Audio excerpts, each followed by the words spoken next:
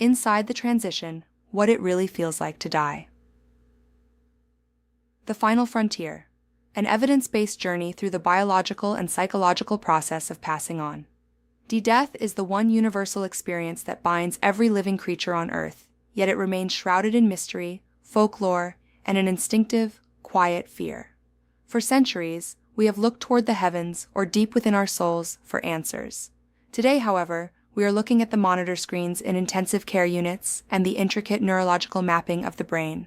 In recent years, the scientific community has moved closer than ever to answering the ultimate question: what does it actually feel like? By piecing together the biological steps of organ failure with the neurological fireworks of the dying brain, we can now outline the journey of the Great Transition. Phase 1. The gentle slowdown. Before the body reaches its final moments, it enters what clinicians call the pre-active phase of dying. This can last for weeks or days. The primary sensation here is a profound, heavy fatigue, a tiredness that sleep can no longer remedy. The appetite wanes. As the body prepares to shut down, it no longer requires the same fuel.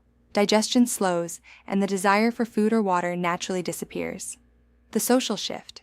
Many people report a turning inward. The focus shifts from the external world to an internal landscape of memories and contemplation. Death is not a sudden cliff, but a fading horizon where the senses slowly surrender to silence. Phase 2. Active dying. In the final hours, the biological process accelerates. Scientists have observed that the body's physiological changes during this time are often more distressing to onlookers than to the person passing away. The breath and the senses. One of the most striking findings in palliative care research is the order in which senses depart. It is widely believed, and supported by brain activity monitors, that hearing is the very last sense to go. One, vision begins to blur and dim into a tunnel-like perspective. 2, touch diminishes as circulation pulls away from the extremities to protect the heart and brain. 3, brain waves indicate that even if someone is unresponsive, they can likely still hear the voices of loved ones. The brain's final symphony. What happens inside the mind at the precise moment of death? This is perhaps the most fascinating area of recent research. In 2022, a team of scientists inadvertently recorded the brain activity of an 87-year-old patient who passed away while connected to an EEG machine. Gamma oscillations. The life review.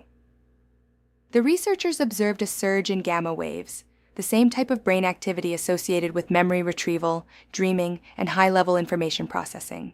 This suggests that the life flashing before your eyes phenomenon may be a biological reality, as the brain searches through decades of neural storage one last time. Far from being a terrifying blackout, the transition may feel more like a heightened state of consciousness or a vivid lucid dream. This surge of endorphins and neurotransmitters could explain why those who have had near-death experiences, NDEs, often report feelings of overwhelming peace, euphoria, and light. Common reported sensations: a blissful warmth, total pain relief, the tunnel effect, presence of ancestors, vivid colors. Does it hurt? This is the primary fear for many. However, medical professionals distinguish between dying from an event, like an injury, and the process of dying itself. As the body enters its final stage, it releases its own natural painkillers, endorphins, which can create a numbing effect.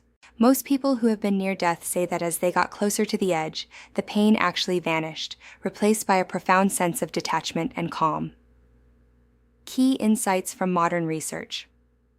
The body begins a planned shutdown process that reduces the need for fuel and social movement. Hearing is the last sense to remain functional, allowing for final emotional connections. A surge in gamma brainwaves suggests a high-energy mental state during the transition. The biological response is often geared toward comfort through the release of endorphins. A natural conclusion. While the biological mechanics of death are becoming clearer, the experience itself remains a deeply personal and profound event. Science suggests that rather than a moment of horror, death is a highly regulated, remarkably peaceful biological transition, the body's final, sophisticated way of letting go. Subscribe.